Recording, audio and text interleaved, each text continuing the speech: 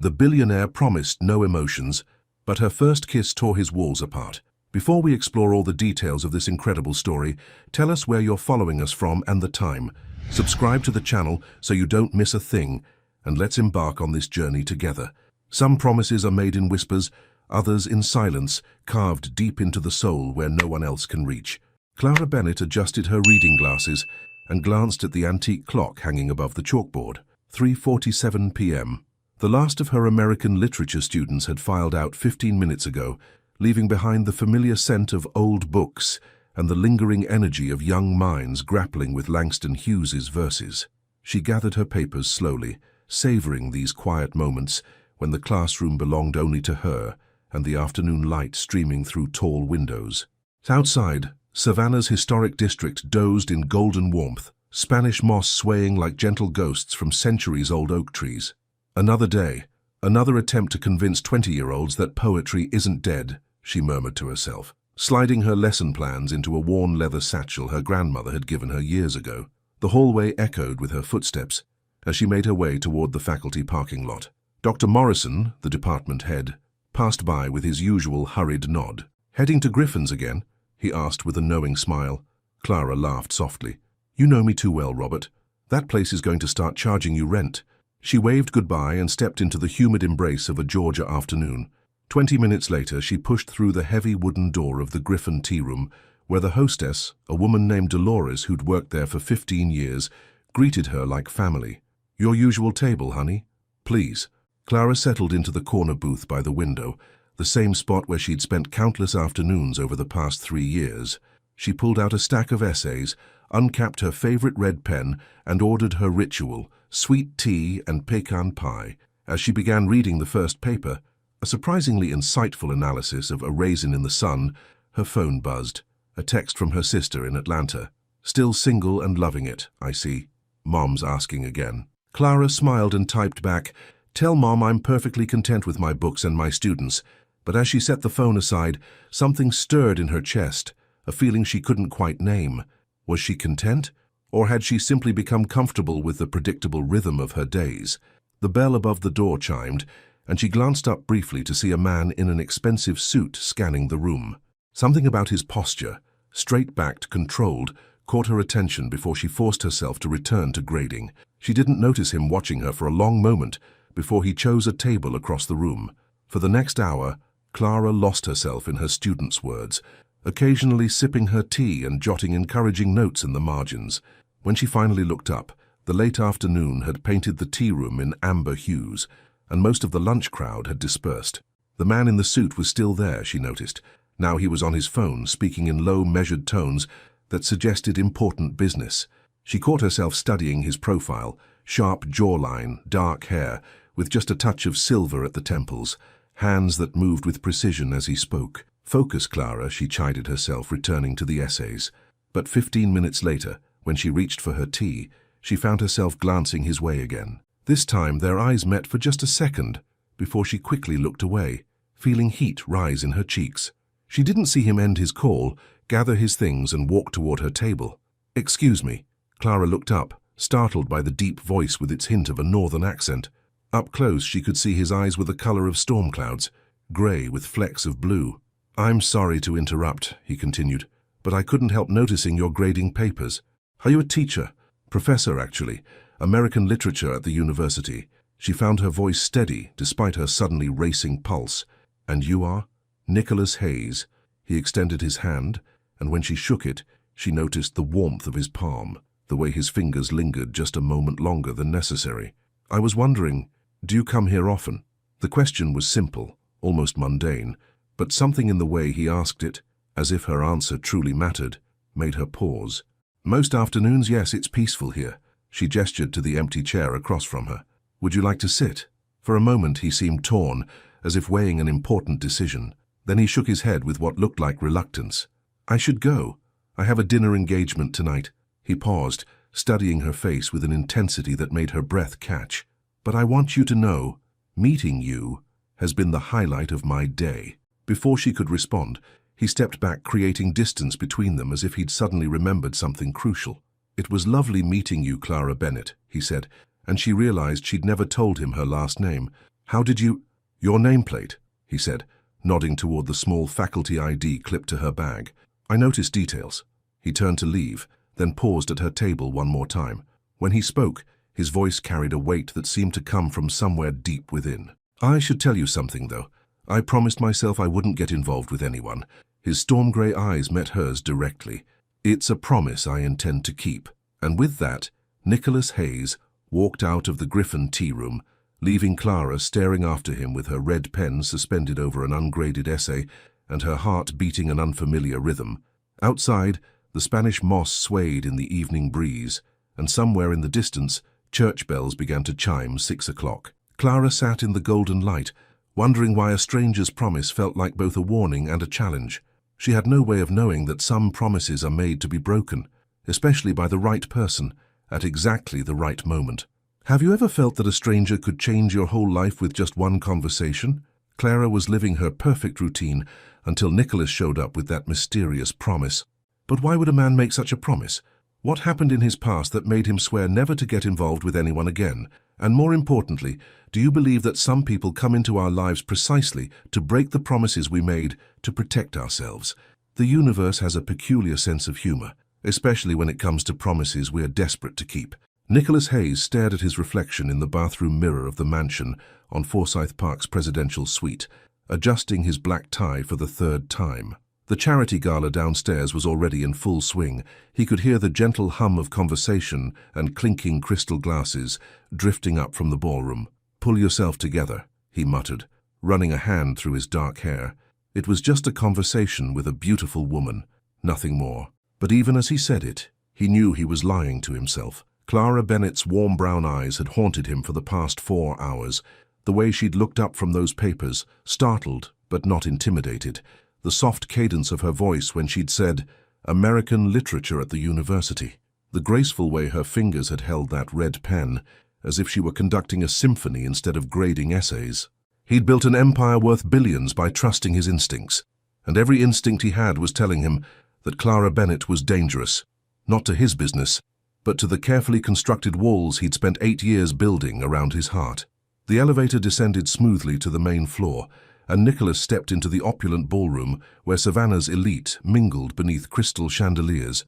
Mayor Davidson approached immediately, extending a firm handshake. "Nicholas, wonderful to see you again. How are the hotel expansions going?" "Very well, thank you." Nicholas accepted a glass of champagne from a passing server. The new property in Charleston should be operational by spring. As the mayor launched into discussion about tourism revenue, Nicholas found his attention wandering. He scanned the crowd automatically, a habit from years of business networking, when his breath caught. There, near the silent auction tables, stood Clara Bennett. She wore a midnight blue dress that complemented her dark skin beautifully, her natural hair styled in an elegant updo that showcased the graceful curve of her neck. She was examining a vintage book displayed for auction, completely absorbed in reading the description card. "Don't you think, Nicholas?" "I'm sorry, what?" He turned back to Mayor Davidson, who was looking at him with raised eyebrows. "I was saying the literacy initiative would benefit greatly from corporate sponsorship. Your foundation has been so generous in the past." "Of course. Have my assistant contact your office next week." Nicholas's eyes drifted back to Clara, who had moved on to studying a photograph of old Savannah. "If you'll excuse me, I see someone I need to speak with." He made his way across the ballroom, weaving between clusters of conversation, his heart beating faster with each step. When he was close enough to speak, he paused, watching her examine a black and white photograph of River Street from the 1940s. "Beautiful, isn't it?" he said softly. Clara turned, and her face registered genuine surprise. "Nicholas, I didn't expect to see you here." "Nor I you." He moved to stand beside her, studying the photograph. "Though I suppose I should have. This is exactly the kind of event a literature professor would attend." "And a hotel mogul wouldn't?" There was a teasing note in her voice that made him smile despite himself.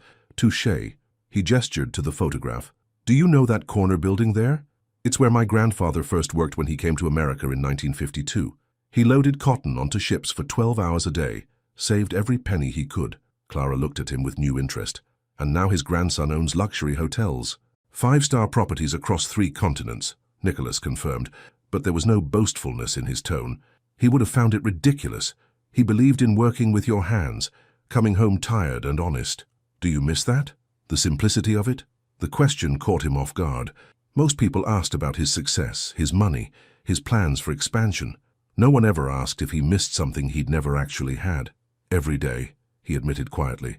They stood in comfortable silence for a moment, both studying the vintage photograph. Around them the gala continued. Laughter, conversation, the gentle clink of silverware as servers prepared the dining room. But Nicholas felt as if they were in their own private bubble. "Clara," a woman's voice broke the spell. "There you are." A petite blonde woman in a red dress approached them, her face bright with curiosity. "I was looking everywhere for you." "Vivian." "Hi." Clara smiled, though Nicholas noticed a slight tension in her shoulders. "Nicholas Hayes, this is my colleague, Dr. Vivian Torres from the English department." "Vivian, Nicholas Hayes." "The Nicholas Hayes?" Vivian's eyes widened. "Oh my goodness. I read about you in Southern Business Weekly. The youngest person to ever build a billion-dollar hospitality empire, right?" Nicholas nodded politely, but his attention remained focused on Clara. "Dr. Torres, it's a pleasure. Are you two?" Vivian looked between them expectantly. "We just met," Clara said quickly, and Nicholas felt an unexpected pang at how rapidly she'd dismissed any connection between them. "Well, Clara, I hate to steal you away, but Dean Whitmore is looking for you." "Something about the new curriculum proposal." Clara glanced at Nicholas, and he saw something that might have been regret flicker across her features. "Of course. I should go." She started to move away, then paused and looked back at him. "It was nice seeing you again, Nicholas." "The pleasure was mine, Clara." As she walked away with her colleague, Nicholas remained by the auction table, watching the elegant line of her back, the confident way she moved through the crowd. Several people approached him over the next hour, business associates, city officials, potential investors, but he found himself constantly scanning the room for glimpses of midnight blue. Near the end of the evening, as the crowd began to thin, he saw Clara again. She was standing alone on the mansion's wraparound porch, looking out over the historic square. The night air was cool, and she had her arms wrapped around herself. Nicholas stepped outside, the sounds of the gala muffled behind the heavy doors.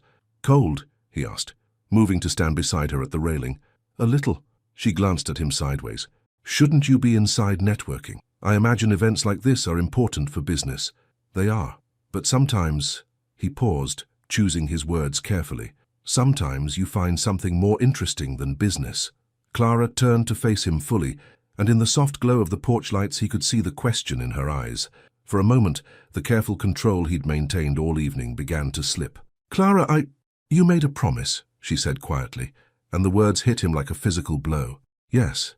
What happened?" Her voice was gentle, non-judgmental.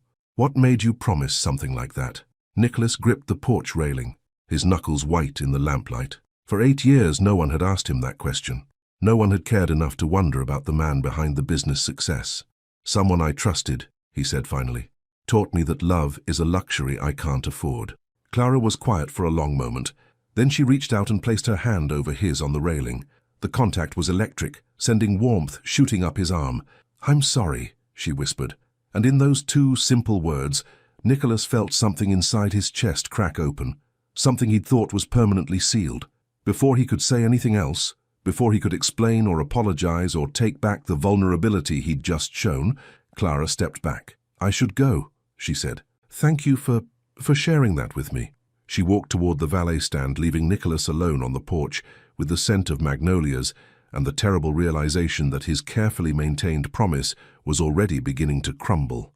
As her car pulled away into the savannah night, Nicholas whispered to the empty air, "What have you done to me, Clara Bennett?" The Spanish moss swayed overhead, and somewhere in the distance, a church bell chimed midnight, the beginning of a new day, and perhaps the end of an old promise. When fate keeps throwing 2 people together, eventually someone has to ask, is it really fate, or is someone not being entirely honest? Clara stirred her morning coffee slowly, watching the steam rise in lazy spirals as she sat at her kitchen table. 3 days had passed since the gala, and she couldn't shake the image of Nicholas Hayes standing alone on that porch, gripping the railing like it was the only thing keeping him anchored to the earth. "Someone I trusted taught me that love is a luxury I can't afford." The pain in his voice when he'd said those words had been so raw, so unguarded, that she'd felt it settle somewhere deep in her chest, where it had been quietly aching ever since. She glanced at the clock. 8:47 a.m. Her first class wasn't until 10, which gave her plenty of time to stop by the Griffin for a proper breakfast and maybe get some grading done. The routine would be good for her, she decided. Normal, predictable. 20 minutes later, she pushed through the familiar wooden door, breathing in the comforting scent of fresh biscuits and brewing tea.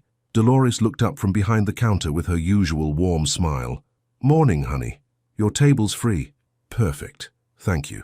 Clara settled into her corner booth, spread her papers across the scarred wooden surface, and ordered her usual Earl Grey tea and a buttermilk biscuit with local honey. She'd graded exactly 3 essays when the bell above the door chimed. She didn't look up immediately. The morning crowd was always steady, but something made her glance toward the entrance. Her breath caught. Nicholas Hayes stood just inside the doorway, scanning the room with those storm-grey eyes. When his gaze found hers, she saw something flicker across his face that looked suspiciously like relief. "This is getting ridiculous," she murmured to herself as he approached her table. "Good morning, Clara." His voice was carefully neutral, but she caught the slight hesitation before he spoke. "I hope you don't mind the intrusion." "Let me guess," she said, setting down her pen and looking up at him with raised eyebrows. "You just happened to be in the neighborhood and decided to try this charming little tea room you'd never been to before." A flush crept up his neck. "I may have asked around about where the university faculty likes to have breakfast." Clara blinked. "You asked around? My assistant is very thorough." He shifted his weight, looking uncomfortable. "That sounds terrible, doesn't it? Like I'm stalking you." Despite everything, Clara felt her lips twitch upward. "A little bit, yes. May I sit?" He gestured to the empty chair across from her. "I promise I'm not as creepy as this makes me sound." That remains to be seen, but she nodded toward the chair. "Though I have to say, for a billionaire with an international hotel empire, you're remarkably bad at playing it cool." Nicholas sat down heavily, running a hand through his hair. "I don't usually... This isn't something I do. Track down literature professors in their morning haunts? Talk to beautiful women who make me forget why I've spent 8 years avoiding exactly this situation."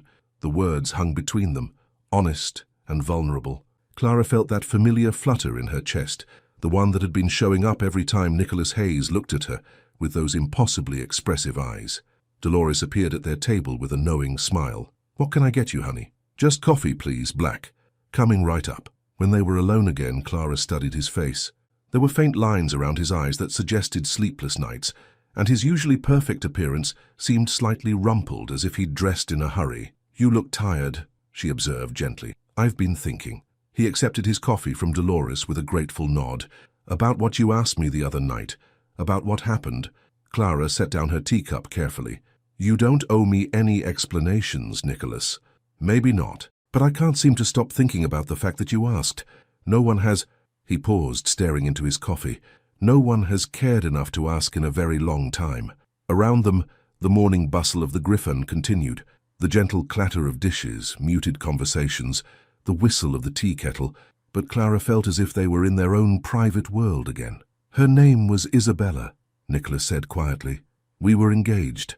I thought she loved me for who I was, not what I had." He looked up at Clara, and she saw old pain flickering in his eyes. "I was wrong."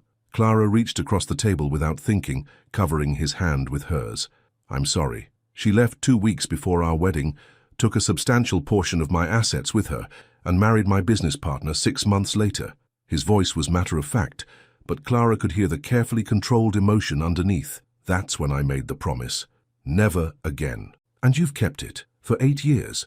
Until 3 days ago it was easy." He turned his hand palm up under hers, their fingers intertwining naturally. "Then, I met a literature professor who grades papers in tea rooms and asks questions that no one else bothers to ask." Clara felt her heart skip.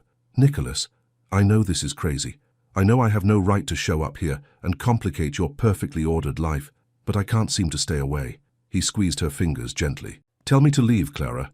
Tell me you're not interested, and I'll walk out that door and never bother you again." Clara stared at their joined hands, her mind racing. She thought about her quiet, predictable life, her students, her books, her afternoon routine in this very tea room. It was safe, comfortable, everything she'd built since moving to Savannah. And then she thought about the way Nicholas had looked on that porch, vulnerable and broken and absolutely beautiful in his honesty. "I can't," she whispered. "Can't what?" She looked up at him, her decision crystallizing with sudden clarity. "I can't tell you to leave." Something shifted in Nicholas's expression.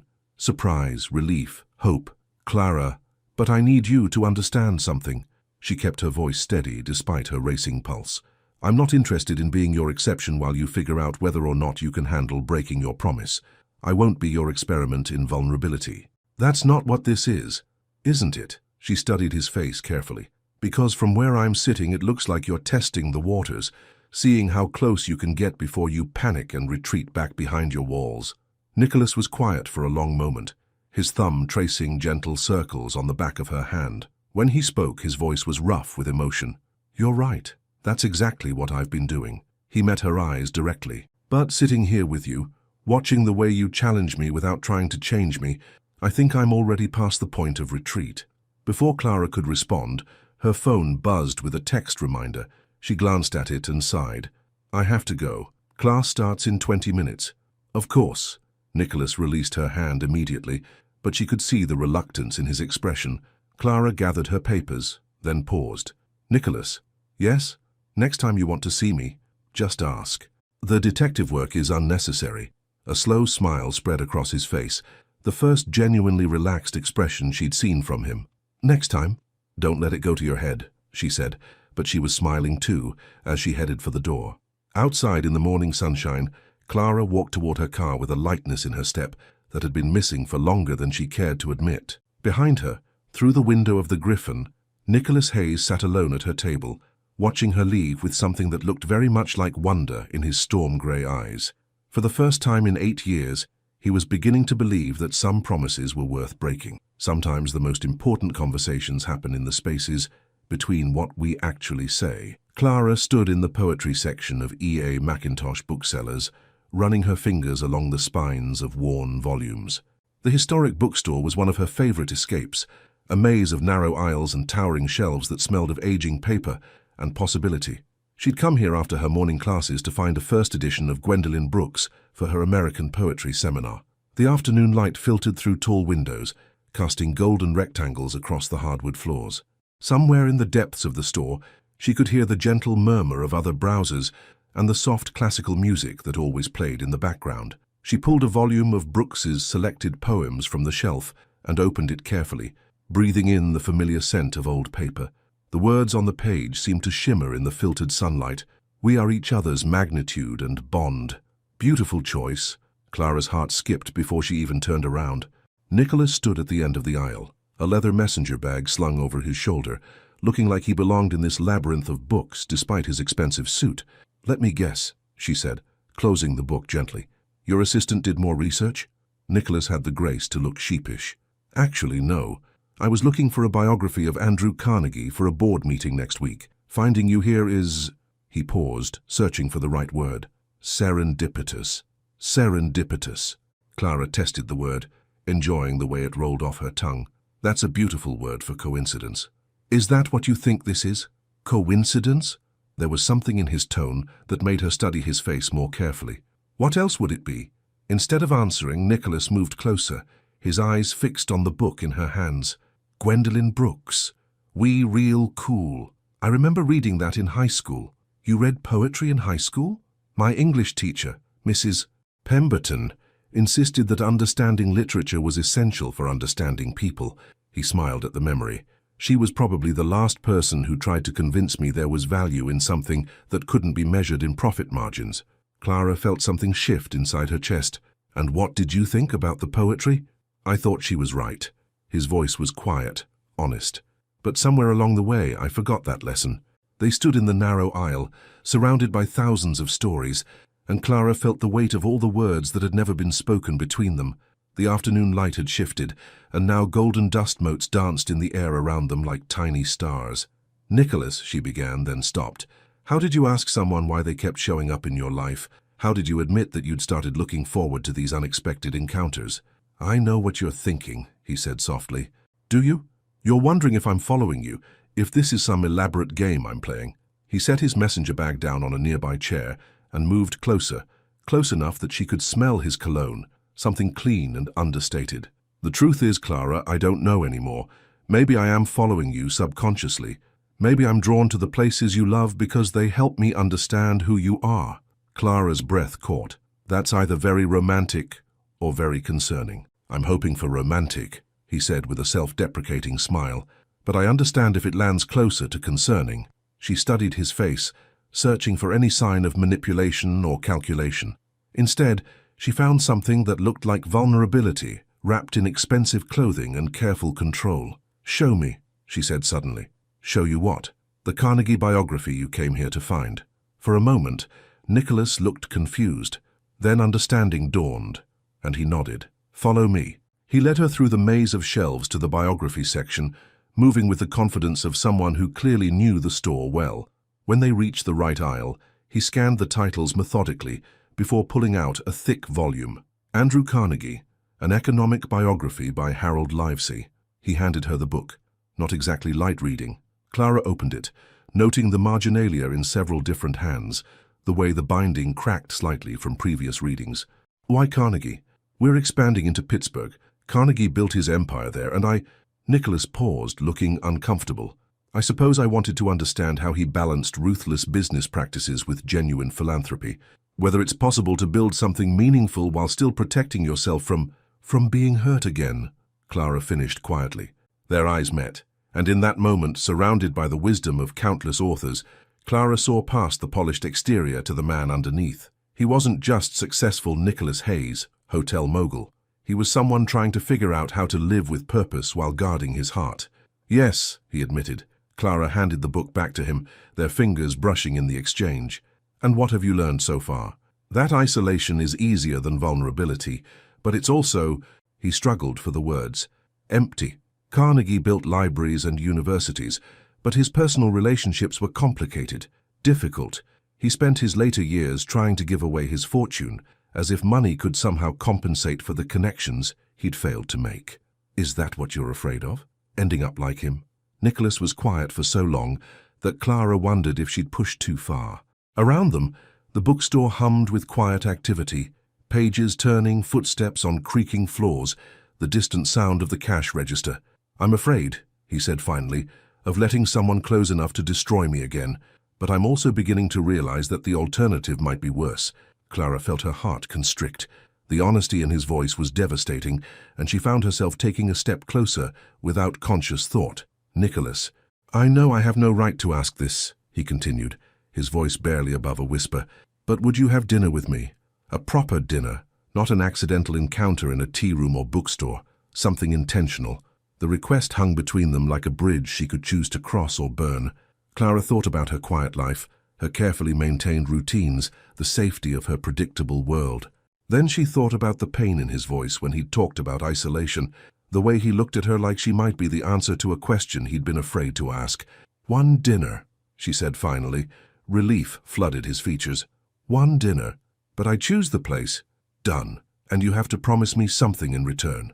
Nicholas tensed slightly. "What?" "No more accidental encounters. If you want to see me, ask. Directly. No more showing up at places I frequent and pretending it's coincidence." A slow smile spread across his face. "You knew." "I teach literature, Nicholas. I recognize a pattern when I see one." She smiled back despite herself. "Besides, Savannah may be charming, but it's not that small. The odds of running into each other this many times in different locations are astronomical." "Noted. From now on, complete honesty about my intentions." "Good." Clara picked up her Brooks collection and started toward the front of the store. "I'll text you the restaurant details." "Clara?" She turned back to find him watching her with an expression she couldn't quite read. "Thank you for giving me a chance." As she walked toward the checkout counter, Clara felt the weight of the decision she'd just made. One dinner. It seemed simple enough, but she had the distinct feeling that sharing a meal with Nicholas Hayes was going to change everything. Outside, the late afternoon sun painted Savannah's historic streets in shades of gold and amber, and somewhere between the poetry section and the biography aisle, Clara Bennett had agreed to take a leap of faith with a man who was slowly learning that some walls were built to be broken down. First dates are terrifying enough without carrying the weight of 8 years' worth of walls that need to come down. Nicholas stood in front of his bathroom mirror, adjusting his tie for the 4th time in 10 minutes. The reflection staring back at him looked calm, composed, everything he'd trained himself to be in high-stakes situations. But his hands were trembling slightly, and his stomach felt like he'd swallowed a flock of butterflies. "Get it together," he told himself. "It's just dinner." But even as he thought it, He knew it wasn't true. This wasn't just dinner. This was Clara Bennett, the woman who'd managed to slip past every defense he'd carefully constructed. This was the first time in 8 years he'd voluntarily put himself in a situation where someone could matter enough to hurt him. His phone buzzed with a text from Clara, the old pink house, 7 p.m., ask for the Habersham room. Nicholas smiled despite his nerves. Of course she'd chosen the old pink house, one of Savannah's most historic restaurants, elegant but not ostentatious.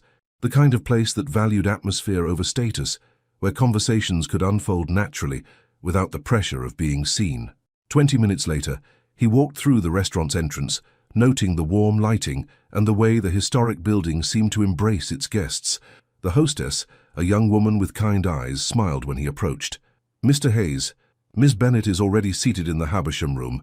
Right this way, please."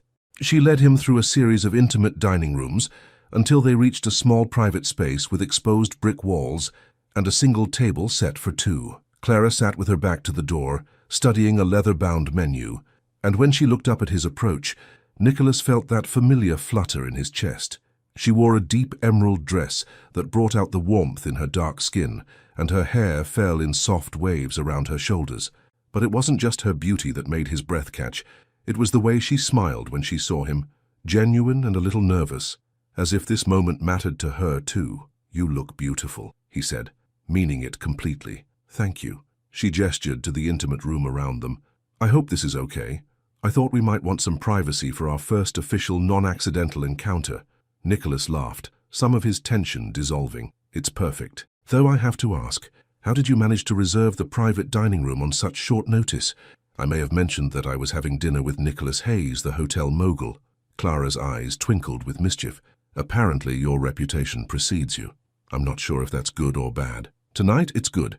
The waiter appeared to take their drink orders, wine for Clara, bourbon neat for Nicholas, and then they were alone again, the weight of possibility settling between them like an uninvited guest.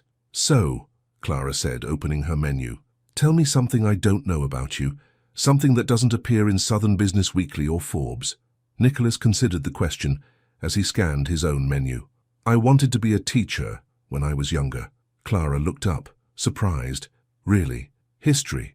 "I was fascinated by the patterns, how civilizations rose and fell, how individual decisions could change the course of entire nations." He set down his menu, meeting her eyes. "I thought I could make a difference by helping students understand those patterns, maybe help them make better choices." "What changed?" "My father died when I was 22, heart attack, completely unexpected. He left behind a struggling hotel that my grandfather had built with his bare hands after immigrating from Ireland." Nicholas paused as their drinks arrived. "I had a choice. Let the family business fail, or figure out how to save it. And you chose the business. I chose responsibility. But somewhere in the process of turning one failing hotel into an international empire, I lost sight of why I wanted to teach in the first place." He took a sip of bourbon, feeling the burn ground him. "I stopped believing that individual choices could change anything meaningful." Clara was quiet for a moment, processing his words. "Is that why you made your promise? Because you stopped believing in the power of individual choices to create something good?" The question hit him like a physical blow. He'd never connected those two things before, his cynicism about human nature and his decision to isolate himself emotionally. He struggled for words. "I suppose I decided that the only choice that mattered was self-preservation. And now I'm sitting across from a woman who makes me want to believe in possibilities again." The admission slipped out before he could stop it, raw and honest. "And that terrifies me." Clara reached across the table, covering his hand with hers. "Good. Good? If this didn't scare you, it wouldn't mean anything." Her thumb traced gentle circles on the back of his hand. "I'm scared too, Nicholas. I've built a perfectly ordered life here in Savannah. Safe, predictable. No one has threatened that equilibrium in a very long time. Until now. Until you started showing up everywhere with your storm-grey eyes and your vulnerability disguised as business acumen." Nicholas felt something shift inside his chest, like ice beginning to crack under spring sunshine. "Clara, order first," she said gently, releasing his hand. "We have all evening to figure out what this is." They ordered. She chose the pan-seared grouper, he selected the duck confit, and as the evening progressed, conversation flowed with surprising ease. They talked about books and travel, about her students and his hotels, about the way Savannah's history seemed to seep into everything, like Spanish moss draping over ancient oaks. "Can I ask you something?" Clara said during a lull in conversation, her wine glass nearly empty. "Anything. What scares you more, the possibility that this won't work out or the possibility that it will?" Nicholas set down his fork, considering the question with the seriousness it deserved. Around them, the restaurant hummed with quiet conversation and the gentle clink of silverware, but he felt as if they were in their own private world again. "The possibility that it will," he said finally. "Because if this works, if you become someone I can't imagine living without, then I'll have something precious enough to lose, and I'm not sure I'm strong enough to survive that kind of loss again." Clara's eyes softened. "What if I told you that I've been thinking the same thing? What if we're both strong enough together?" Before Nicholas could answer, the waiter appeared to refill their glasses. When they were alone again, the moment had shifted, become something deeper and more fragile. "I have a confession," Nicholas said quietly. "Oh?" "I lied earlier about finding you at the bookstore being serendipitous." Clara raised an eyebrow. "I'm listening. I drove past it 3 times before I got the courage to go in. I saw your car in the parking lot." He met her eyes directly. "I wanted to see you, but I was too afraid to just call and ask. And now I'm wondering if courage is something you can learn from someone else. Because sitting here with you, I feel braver than I have in years."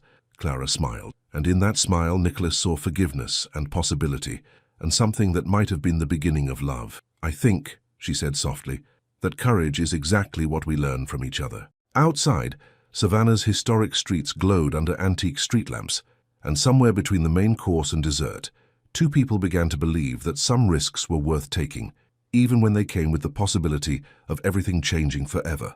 The most dangerous moment in any relationship is when you realize you're no longer afraid of falling. You're afraid of landing alone. Clara walked through Forsyth Park in the early evening light, her phone pressed to her ear, as her sister's voice carried across the miles from Atlanta. "So, let me get this straight," Denise was saying, her tone equal parts amused and concerned. "You've been on 3 dates with this billionaire hotel guy, and you still haven't told me his last name." "Hayes," Clara said, pausing to watch a young couple throwing a frisbee near the fountain. "Nicholas Hayes." The silence on the other end of the line was telling. "Denise? Clara, please tell me you Googled him." "Of course I Googled him. I'm cautious, not naive." Clara resumed walking, her footsteps soft on the tree-lined path. "Why? What did you find? Articles about his business success, his philanthropy, his real estate holdings?" Denise paused. "And a society page story from 8 years ago about a very public, very messy, broken engagement to Isabella Montclair." Clara felt her stomach tighten. She'd found the same article during her own research, though Nicholas had been refreshingly honest about the basics of what had happened. "He told me about her. He told you that she cleaned out half his assets and married his business partner. He told me she broke his trust." Clara stopped walking, leaning against the park's ornate fence. "Which is why he made his promise." "His promise? To never get involved with anyone again." The words felt strange saying them out loud. "Which he's apparently breaking for me." Another long silence. "Clara, honey, I love you. You know that, right?" That tone of voice suggests a but is coming. "But don't you think it's a little concerning that you're the first woman he's dated in 8 years? That's a lot of pressure to put on a relationship." Before Clara could respond, she saw a familiar figure walking toward her across the park. Nicholas, still in his business suit, but with his tie loosened and his sleeves rolled up, looking like he'd come straight from a meeting. "Denise, I have to go." "Clara, I'll call you later, I promise." She ended the call and slipped her phone into her purse, watching Nicholas approach.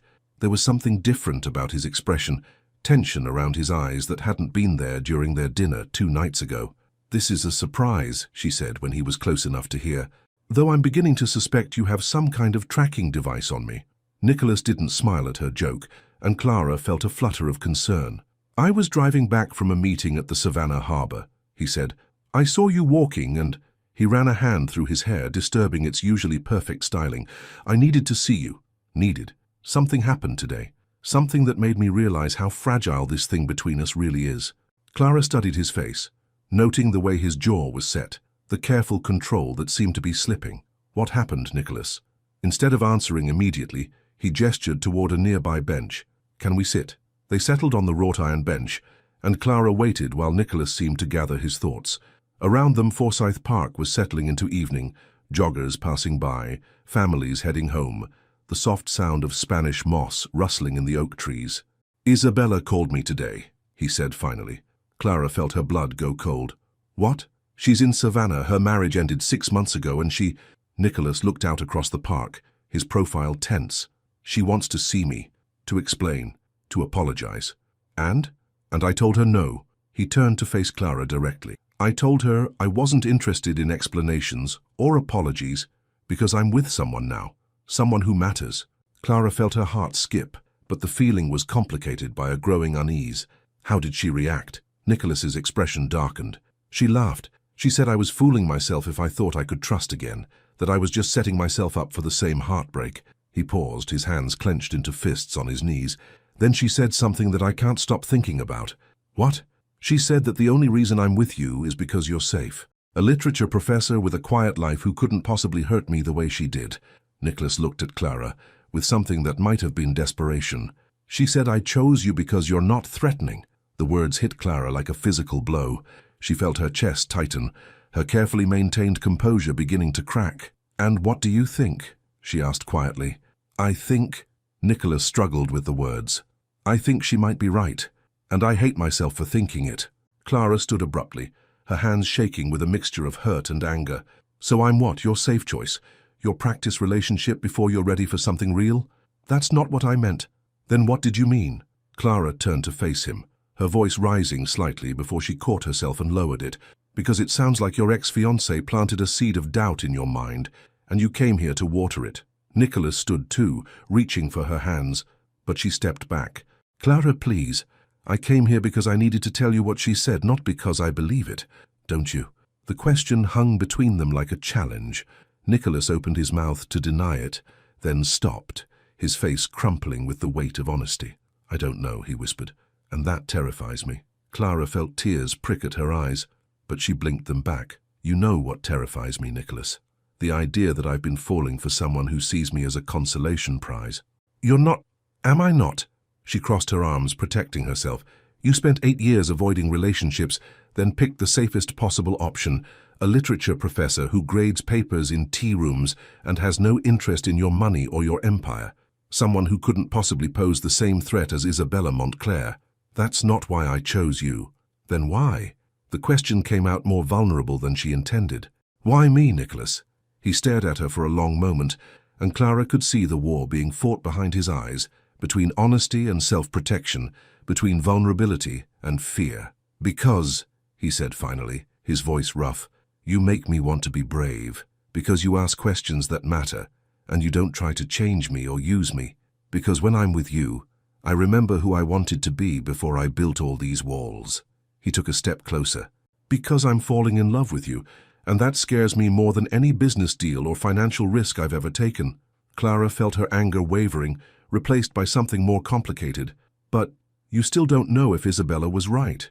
"No," he admitted, "I don't. And I don't know how to prove to either of us that what I feel for you is real and not just safe." They stood facing each other in the growing dusk, two people who'd found something precious and were watching it threaten to slip away. Clara thought about her sister's warning, about the pressure of being someone's first relationship in 8 years, about the weight of trying to heal someone else's broken trust. "I need some time," she said finally. "Clara, I need to think about whether I'm strong enough to be with someone who doesn't know if he chose me for the right reasons." She picked up her purse, her movements careful and deliberate. "And you need to figure out what you're really afraid of, being hurt again or letting yourself love someone completely." She started to walk away, then paused and looked back. "For what it's worth, Nicholas, I don't think I'm safe at all. I think I'm the most dangerous thing that's ever happened to you." Her voice was soft but steady. "Because I could love you enough to break down every wall you've ever built. And that's exactly what terrifies you." As Clara walked away across Forsyth Park, leaving Nicholas standing alone by the bench, she felt the weight of her own words settling in her chest. She'd meant what she said. She could love him completely, dangerously, without reservation. The question was whether he was brave enough to let her. Sometimes the bravest thing you can do is sit with your own uncertainty until it transforms into clarity. Nicholas sat in his penthouse office at 2:17 a.m., staring out at Savannah's sleeping skyline, through floor-to-ceiling windows. The city looked peaceful from this height, streetlights forming gentle constellations, the Savannah River winding like a dark ribbon through the historic district. But inside his chest, everything was chaos. 3 days had passed since Clara walked away from him in Forsyth Park. 3 days of replaying every word they'd exchanged, every nuance of her expression, when she'd told him he needed to figure out what he was really afraid of. His laptop screen glowed in the darkness, displaying quarterly reports he'd been pretending to review for the past 2 hours. But the numbers might as well have been hieroglyphics. All he could think about was the way Clara's voice had trembled when she'd asked, "Why me, Nicholas?" A soft knock on his office door interrupted his brooding. His assistant, Marcus, peered in with a concerned expression. "Mr. Hayes? I saw the lights were still on. Everything all right?" Nicholas rubbed his eyes, realizing how he must look, disheveled, exhausted, still wearing the same shirt he'd put on that morning. "Fine, Marcus, just couldn't sleep. Sir, with respect, you've been here until after midnight for 3 straight days. Maybe you should go home, get some rest." "Maybe." Nicholas turned back to the window. "Marcus, can I ask you something?" "Of course.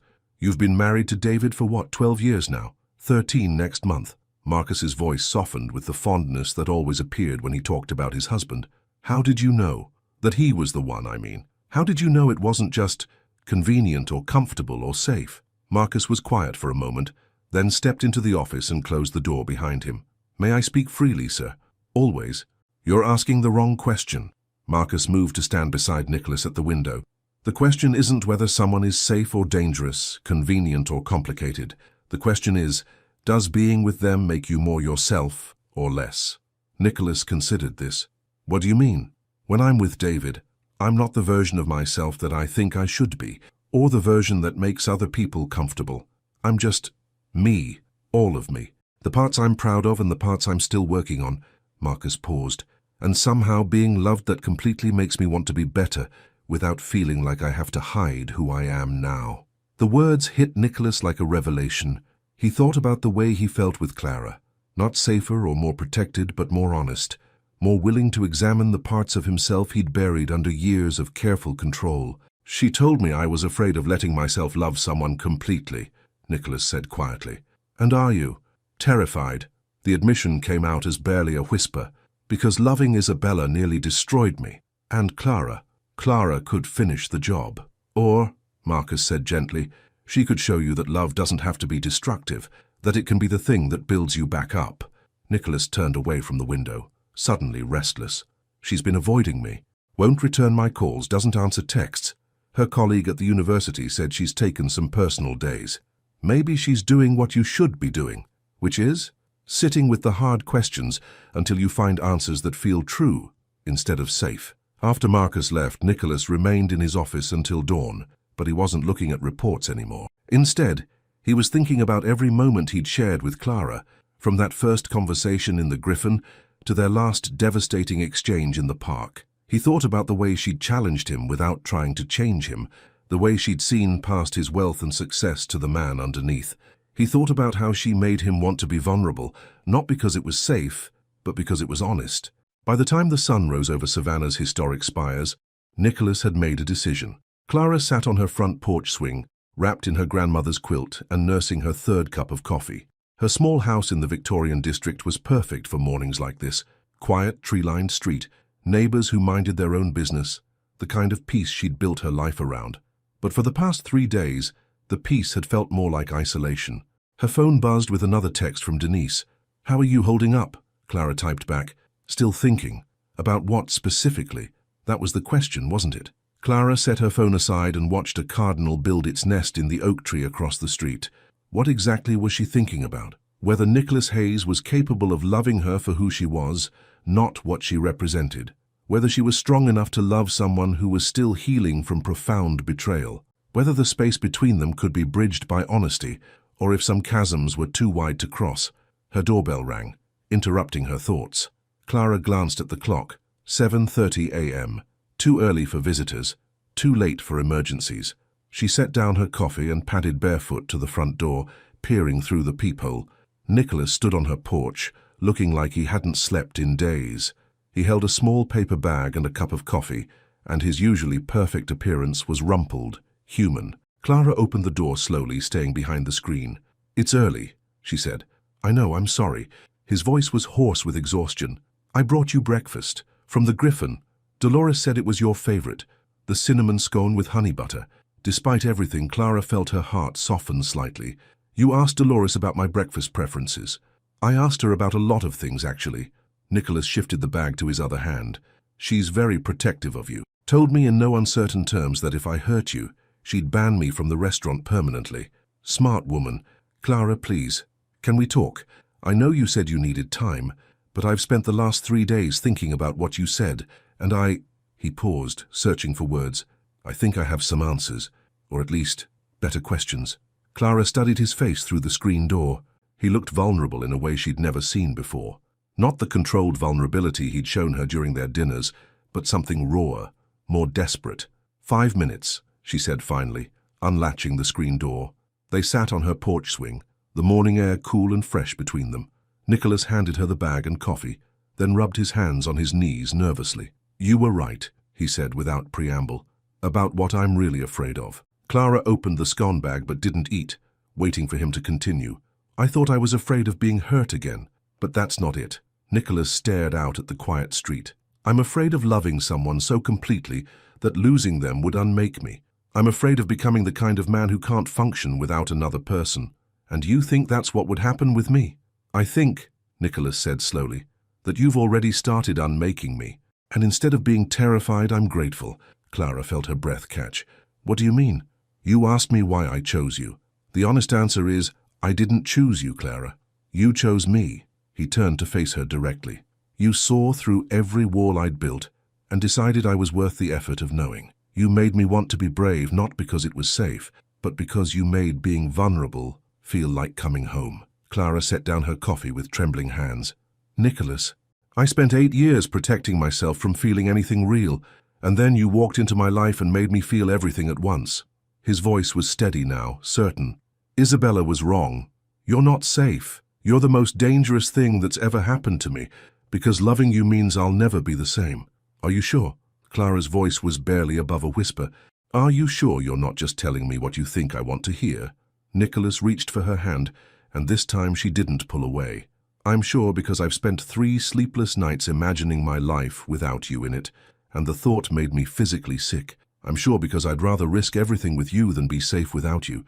Clara studied his face, searching for any trace of doubt or calculation. Instead, she found something that looked like peace, as if he'd finally stopped fighting himself. "I'm scared too," she admitted. "Scared of loving someone who might always be waiting for me to leave. Then we'll be scared together." Nicholas squeezed her hand gently. "But Clara, I need you to know, I'm not waiting for you to leave. I'm hoping you'll stay." As the morning sun filtered through the oak trees, casting dancing shadows across the porch, Clara felt something shift inside her chest. Not the careful hope she'd been nurturing, but something stronger, more certain. "Okay," she said softly, "okay? Okay, let's be scared together." She smiled, and it felt like the first real smile she'd managed in days. "But if we're doing this, we're doing it honestly. No more walls, no more testing each other, just truth even when it's terrifying." Nicholas brought her hand to his lips, pressing a gentle kiss to her knuckles. "Especially when it's terrifying." And sitting on that porch swing in the golden morning light, 2 people who'd spent years protecting themselves made the conscious choice to be vulnerable instead, together. When you finally stop running from love, you discover that falling is the easy part. It's learning to land softly that takes practice. 2 weeks had passed since that morning on Clara's porch, and the world between them had shifted in ways both subtle and profound. They'd begun what Clara privately called the experiment in radical honesty, sharing fears as readily as hopes, admitting insecurities alongside dreams. Now Clara stood in front of her bedroom mirror, smoothing the fabric of a soft lavender dress. Tonight was different. Nicholas had asked her to spend the evening at his penthouse, and something in his voice had suggested this wasn't just another dinner date. Her phone buzzed with a text from him. "The elevator will bring you straight up. I'll be waiting." 20 minutes later, Clara stepped into the private elevator of Nicholas's building, her heart fluttering with anticipation and nerves. When the doors opened directly into his penthouse, she gasped. The entire living space had been transformed. Hundreds of small candles created a warm golden glow throughout the open floor plan. Soft jazz played in the background, and the floor-to-ceiling windows offered a breathtaking view of Savannah's historic district, stretching out below them. "Nicholas," she called softly. "In the kitchen." Clara followed the sound of his voice, her heels clicking softly on the hardwood floors. She found him standing at the massive kitchen island, sleeves rolled up, hair slightly mussed, looking more relaxed than she'd ever seen him. "So you cooked?" she asked, noting the delicious smells filling the air. "I attempted to cook," he corrected with a self-deprecating smile, "with significant help from my housekeeper, Mrs. Chen, who left very detailed instructions and may have threatened my life if I burned down the kitchen." Clara laughed, moving closer to see what he'd prepared. "It smells incredible. Pan-seared salmon with lemon herb risotto and—" He gestured toward the oven with obvious pride. "Bread pudding with vanilla bourbon sauce for dessert. Ambitious. I wanted tonight to be special." Nicholas wiped his hands on a kitchen towel, then turned to face her fully. "Clara, these past 2 weeks have been different," she finished softly. "Better. Honest. Real." He moved closer, reaching up to tuck a strand of hair behind her ear. "I never thought I could feel this comfortable being uncomfortable, if that makes sense." It did make sense. Clara had noticed it too, the way they'd both stopped performing, stopped trying to be the version of themselves they thought the other wanted. Instead, they'd simply begun existing together, messily and authentically. "The salmon smells like it's ready," she observed, glancing toward the stove. "Right, food first, then." Nicholas paused, looking suddenly nervous. "Then I have something I want to show you." Dinner was perfect. Not just the food, which was actually quite good despite Nicholas's modest expectations, but the conversation. They talked about everything and nothing. Clara's student who'd written a brilliant analysis of James Baldwin, Nicholas's plans for a new hotel in Charleston, the way the candlelight made shadows dance across the walls. But underneath the easy conversation, Clara could sense an undercurrent of anticipation, as if Nicholas was building toward something important. After dessert, he led her to the living room where he'd arranged cushions and blankets on the floor in front of the massive windows. The view of Savannah's twinkling lights spread out below them like a constellation. "This is beautiful," Clara said, settling onto the soft cushions. "There's something I want to tell you," Nicholas said, sitting beside her but not quite touching. "Something I've never told anyone." Clara turned to face him, noting the way his hands were clasped tightly in his lap. "What is it?" "When Isabella left, it wasn't just the betrayal that broke me. It was—" He struggled for words, staring out at the city lights. "It was the realization that I'd never actually loved her. Not really." Clara felt her breath catch. "What do you mean?" "I was 28, successful. Everyone expected me to settle down. Isabella was beautiful, came from the right family, fit perfectly into the life I thought I was supposed to want." Nicholas finally looked at her. "But I never lost sleep thinking about her. Never felt like my chest might explode when she smiled. Never wanted to tell her every random thought that crossed my mind. Nicholas, I loved the idea of her, the life she represented, but I never loved her the way she deserved to be loved." His voice was quiet but steady. "Which is why her betrayal felt like confirmation of something I'd always suspected, that I wasn't capable of the kind of love that makes people do crazy, wonderful, terrifying things." Clara reached for his hand, threading their fingers together. "And now? Now I understand the difference." Nicholas turned their joined hands over, studying the way their fingers intertwined. "Because with you, Clara, I feel everything I was missing before. The sleepless nights, thinking about your laugh. The way my chest gets tight when you look at me like I matter. The overwhelming urge to share every stupid, insignificant moment of my day with you." Clara felt tears prick at her eyes. "You do matter. More than you know. I know that now." Nicholas shifted closer, his free hand coming up to cup her face. "And I know something else too." "What?" "I know that what I feel for you isn't safe or convenient or comfortable. It's devastating and transformative and absolutely terrifying." His thumb traced along her cheekbone. "And I know that for the first time in my life I'm completely, helplessly, irrevocably in love." The words hung between them like a bridge Clara could choose to cross or let crumble. She looked into his storm-grey eyes and saw no calculation, no careful control, just raw, honest emotion that made her heart race. "Say something," Nicholas whispered, and she could hear the vulnerability in his voice. Instead of speaking, Clara leaned forward and kissed him. It was soft at first, tentative, a question asked with lips and breath. But when Nicholas responded, pulling her closer, the kiss deepened into something that felt like an answer to every fear they'd both been carrying. When they finally broke apart, Clara rested her forehead against his, both of them breathing hard. I love you too, she whispered against his lips, completely, terrifyingly, without reservation. Nicholas's answering smile was incandescent.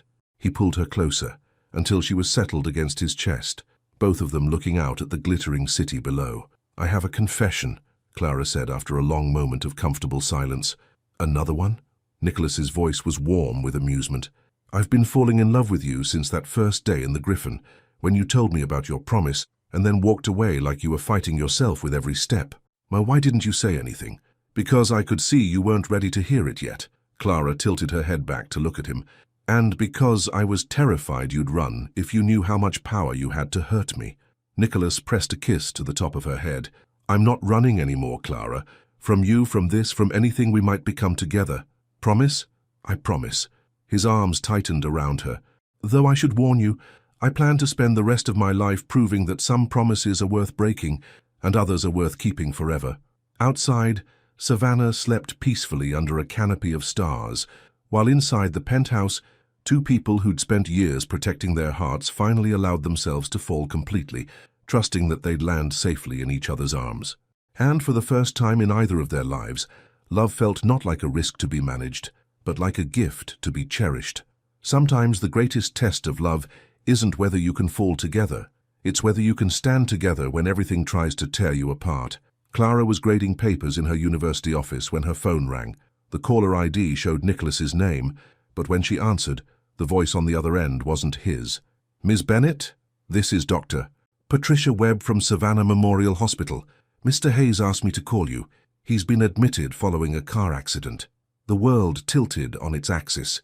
Clara's red pen clattered to the floor as her hand began to shake. How badly is he hurt? He's stable, but he sustained a concussion and some bruised ribs.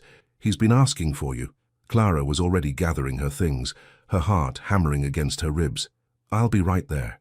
20 minutes later, she rushed through the hospital's automatic doors, her heels echoing in the sterile corridors as she followed the signs to the emergency department. At the nurse's station, she was directed to room 314. She found Nicholas propped up in bed, a bandage across his forehead and his left arm in a sling. Despite the circumstances, he managed a weak smile when he saw her. Hey, he said softly. Hey, yourself. Clara moved to his bedside, careful not to jostle the bed. What happened? T-bone accident at Bull and Drayton. Some kid ran the red light. Nicholas winced as he shifted position. I'm fine, Clara, really, just banged up. You have a concussion. That's not fine. The doctor said I can go home tomorrow, as long as someone stays with me for 24 hours. Make sure I don't fall asleep and not wake up. He reached for her hand with his uninjured arm. I was hoping that someone might be you. Before Clara could answer, a voice from the doorway made them both freeze. How touching. Playing nurse already, are we? Isabella Montclair stood in the entrance to the room, looking exactly as she had in the society page photos Clara had found online. Elegant, polished and beautiful in a way that seemed almost aggressive. Her blonde hair was perfectly styled, her designer dress impeccable, her smile sharp as broken glass. Isabella, Nicholas's voice went flat. What are you doing here? I heard about the accident. News travels fast in a city this size. She stepped into the room uninvited, her eyes assessing Clara with calculated interest. Aren't you going to introduce me to your friend? No, Nicholas said firmly. I'm not. But Isabella turned to Clara anyway, extending a manicured hand. Isabella Montclair, I'm Nicholas's ex-fiancée, and you must be the literature professor I've heard so much about. Clara felt the weight of the moment settling around them like a storm cloud. She could see the tension in Nicholas's jaw, the way his hand tightened on hers. This wasn't just an unexpected visit. This was a test. Clara Bennett, she said, accepting the handshake briefly. And yes, I teach at the university. How lovely. Nicholas always did have a thing for intelligent women. Isabella's smile was practiced, perfect, and completely devoid of warmth. Of course, intelligence can only take you so far in certain circles, but I'm sure you'll figure that out. Isabella, that's enough. Nicholas tried to sit up straighter, wincing with the effort. You need to leave. Oh, I will. But first I wanted to make sure your little professor here understands what she's getting herself into. Isabella turned back to Clara, her expression shifting to something that might have been mistaken for concern, if not for the malice in her eyes. You see, dear, Nicholas has a pattern. He falls for women who seem different, who make him feel noble and protective, but eventually he gets bored. Eventually, he realizes that love isn't enough to bridge certain gaps. Clara felt her stomach clench, but she kept her voice steady. I think you're projecting your own experience onto something you don't understand. Am I? Isabella laughed, the sound like crystal breaking. Tell me, has he taken you to any business functions yet? Introduced you to his board members, to the people who actually matter in his world? The questions hit like physical blows because Clara realized, with growing horror, that the answer to all of them was no. In the month they'd been together, Nicholas had kept their relationship carefully contained within Savannah's cultural circles, restaurants, parks, bookstores, never his professional world. I thought not. Isabella's smile turned triumphant. You see, Nicholas, some things never change. You're still looking for a woman you can keep separate from your real life, someone safe enough not to threaten your empire, but interesting enough to make you feel like you're not settling. Stop! Nicholas's voice was rough with anger and something that might have been panic. That's not, Clara, that's not what this is. But Clara was already stepping back from the bed, her mind racing. Was Isabella right? Had Nicholas unconsciously chosen her precisely because she fit neatly into a compartment labeled personal life without threatening to spill over into his professional world? I should go, Clara said quietly. Clara, no, please. Nicholas tried to reach for her, but the movement sent pain shooting across his features. Don't let her do this. Don't let her poison what we have. What you have, Isabella interjected, is exactly what Nicholas had with me before he convinced himself it was love. A beautiful woman who makes him feel good about himself without demanding too much of his real attention. You're wrong, Nicholas said, but his voice lacked conviction and Clara heard it. Am I? Then prove it. Isabella's challenge hung in the air like a dare. Take her to the Pemberton Foundation Gala next month. Introduce her to your investors, your business partners. Show the world that Clara Bennett is more than just your latest distraction. The silence that followed was deafening. Clara watched Nicholas's face, saw the conflict playing out in his expression, love warring with fear, desire battling with self-protection. And in that moment of hesitation, she had her answer. I need some air, Clara said, grabbing her purse. Clara, wait. But she was already walking toward the door, past Isabella's satisfied smile, down the corridor that suddenly felt endless. Behind her, she could hear Nicholas calling her name, but she didn't stop. Outside in the hospital parking lot, Clara sat in her car with the engine running, her hands gripping the steering wheel as tears she'd been holding back finally spilled over. Isabella's words echoed in her mind, mixing with her own doubts and fears. Her phone buzzed with text after text from Nicholas. Clara, please come back, let me explain. Isabella is manipulating this situation. Don't let her win. I love you. That's the only truth that matters. But as Clara drove home through Savannah's quiet streets, she couldn't shake the feeling that Isabella had simply said out loud what Clara had been afraid to think, that for all of Nicholas's declarations of love, he'd never actually let her into his real world. That night, as rain began to fall against her bedroom windows, Clara lay awake wondering if she'd been fool enough to believe that love could bridge every gap, or if some chasms were simply too wide to cross, no matter how much two people might want to reach each other. The questions followed her into restless sleep, where dreams of storm-grey eyes mixed with the echo of Isabella's laughter, and morning seemed impossibly far away.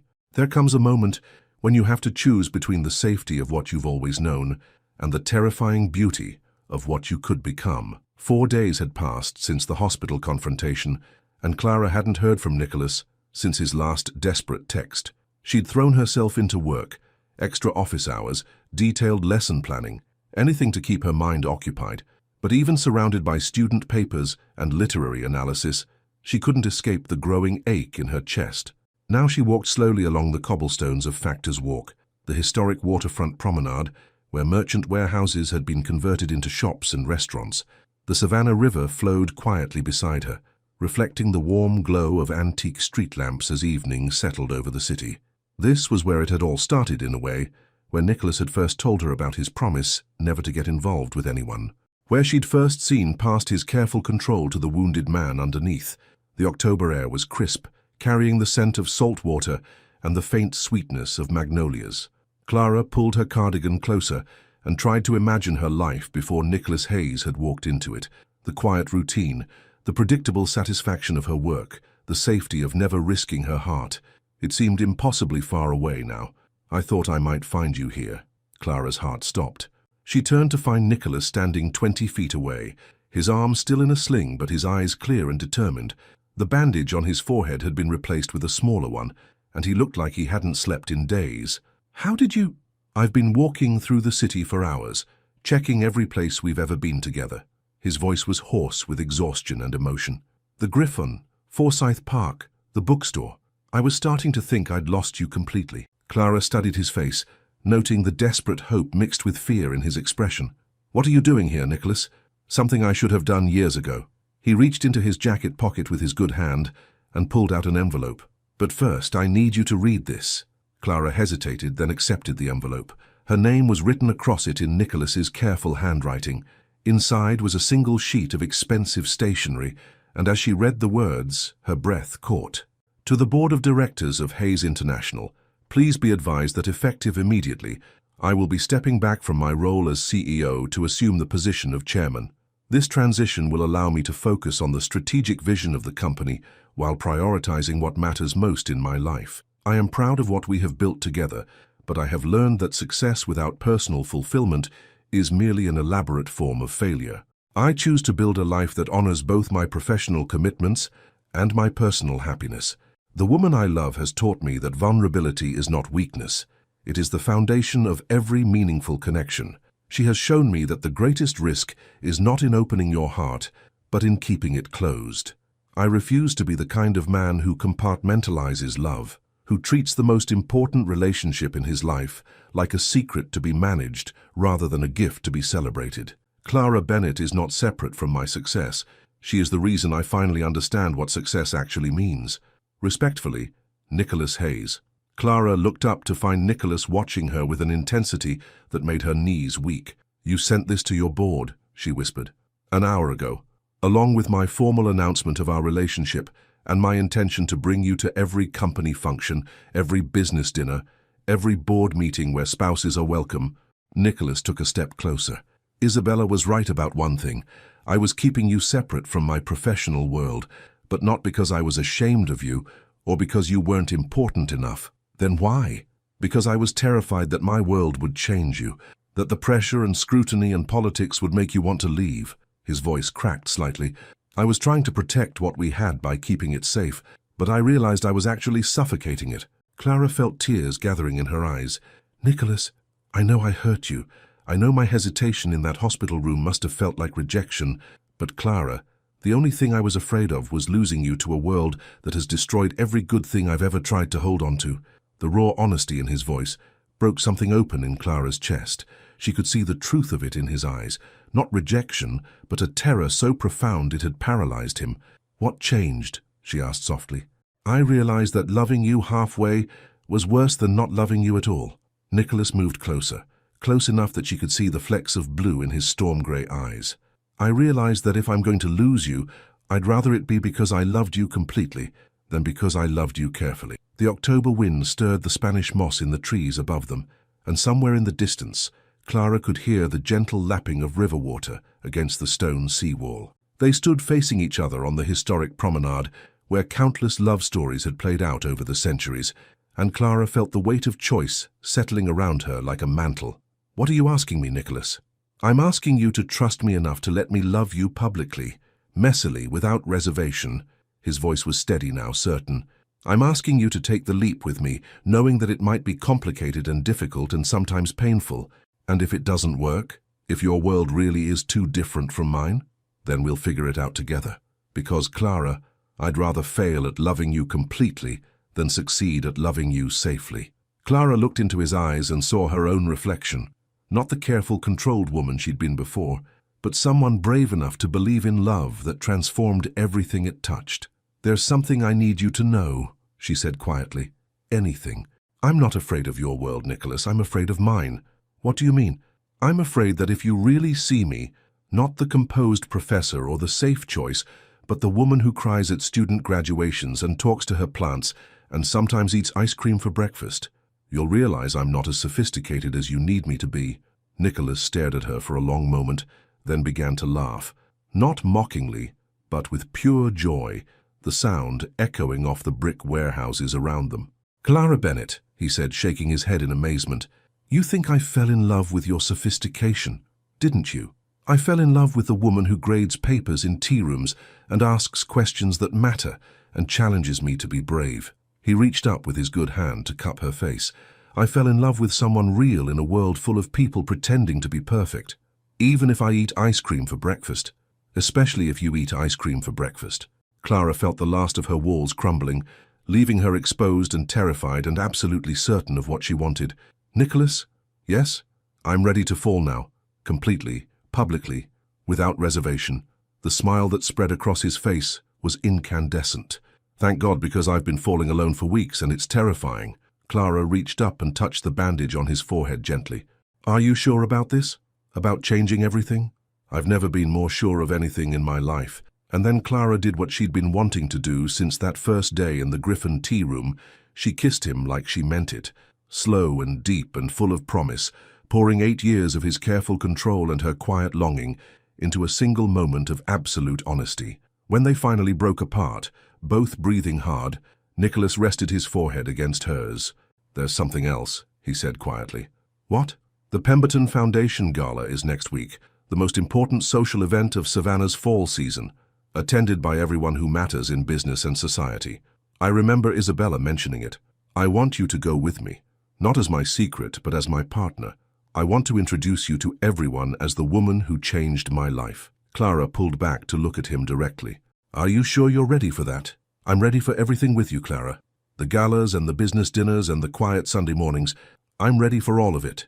As they walked back along Factor's Walk hand in hand, the historic street lamps casting golden pools of light on the cobblestones, Clara felt something she hadn't experienced in years, the absolute certainty that she was exactly where she belonged. Behind them, the Savannah River flowed toward the ocean, carrying with it the last remnants of fear and doubt, and ahead of them stretched a future that was beautiful, precisely because it was unknown, because it would be built together, one brave choice at a time. Some promises, Clara thought as Nicholas squeezed her hand, were made to be broken.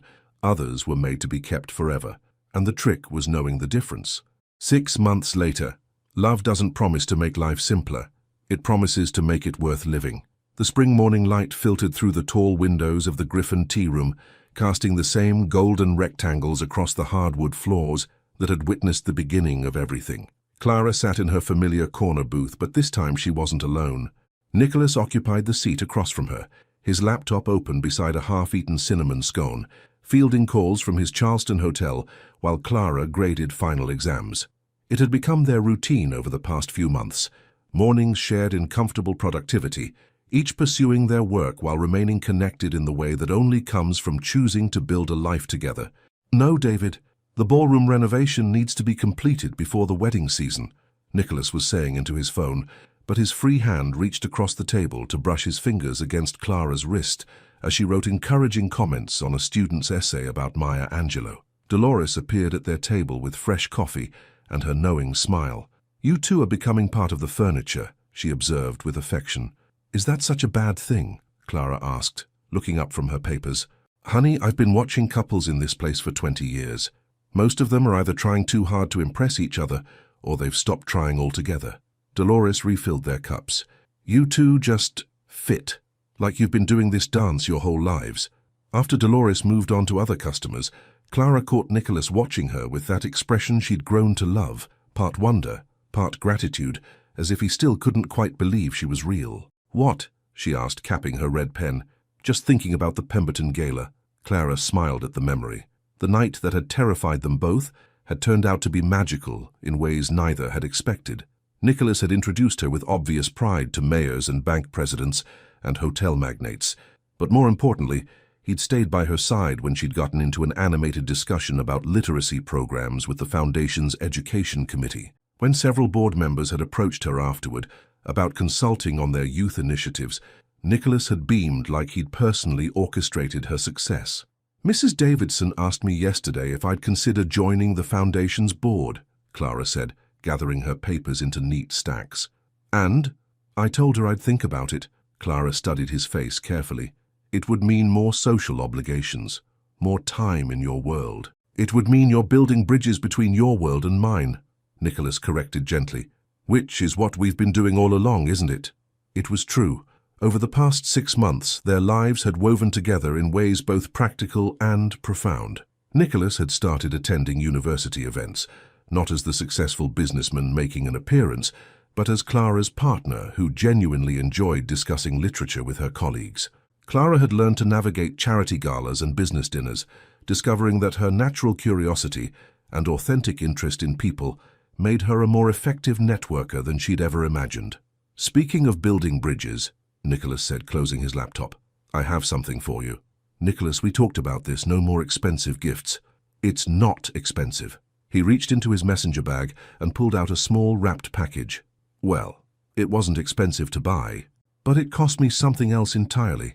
Clara unwrapped the package carefully, revealing a vintage first edition of I Know Why the Caged Bird Sings by Maya Angelou. She opened the cover and gasped. There, in faded blue ink, was an inscription.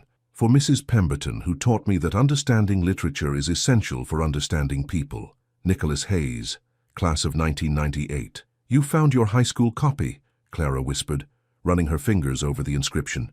"I called my mother last week. She'd kept it in a box in the attic all these years." Nicholas's voice was soft with memory.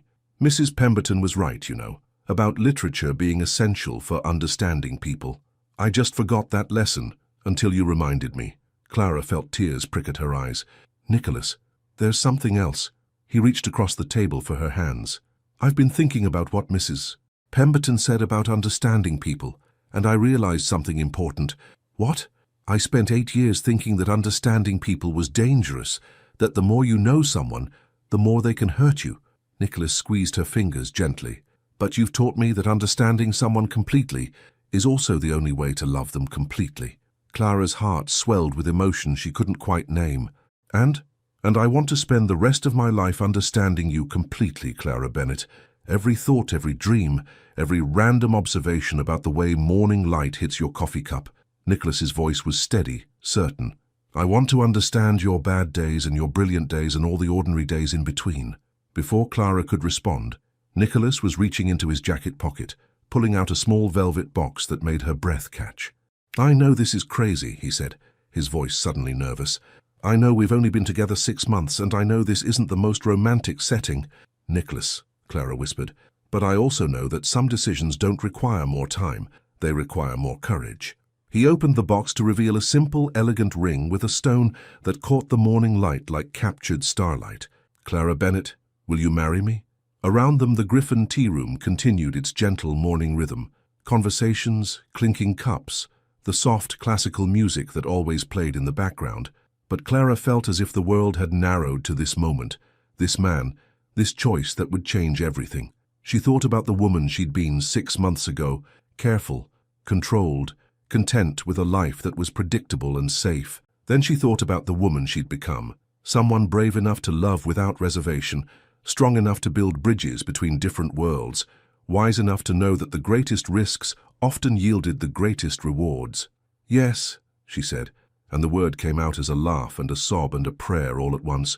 "Yes, absolutely yes." Nicholas's smile was incandescent as he slipped the ring onto her finger with trembling hands. Around them, other patrons began to notice what was happening. Gentle applause broke out, and Dolores appeared with champagne she'd apparently been keeping chilled for just such an occasion. "I had a feeling this was coming," Dolores said, with tears in her eyes as she popped the cork. 20 years of watching couples, and I've never seen two people more obviously meant for each other."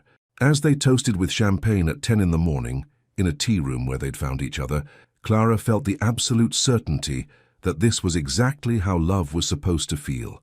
Not safe, or careful, or controlled, but joyous and generous and infinite with possibility.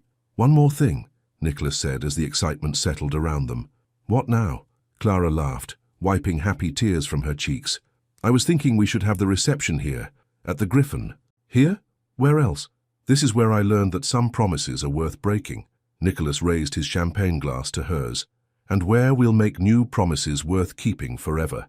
Outside, Savannah bloomed with spring flowers, azaleas and camellias painting the historic squares in shades of pink and white. The Spanish moss swayed gently in the morning breeze, and somewhere in the distance church bells chimed 10 o'clock. And in a corner booth of the Griffon tea room, Two people who'd found the courage to love without reservation began planning a future that would be built on the beautiful, terrifying foundation of complete understanding and absolute trust. Some stories end with the discovery of love, others begin there, and as Clara Bennett, soon to be Clara Hayes, looked into the storm-grey eyes of the man who taught her that the greatest risks were worth taking, she knew their real story was just beginning. After all, the most beautiful promises are the ones we make with our whole hearts.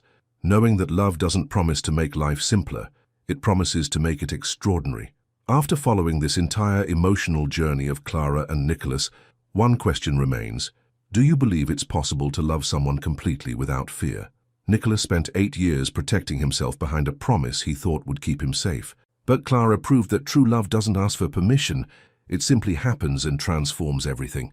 But what about you? Have you ever had to choose between the safety of what you know and the risk of loving without reservations?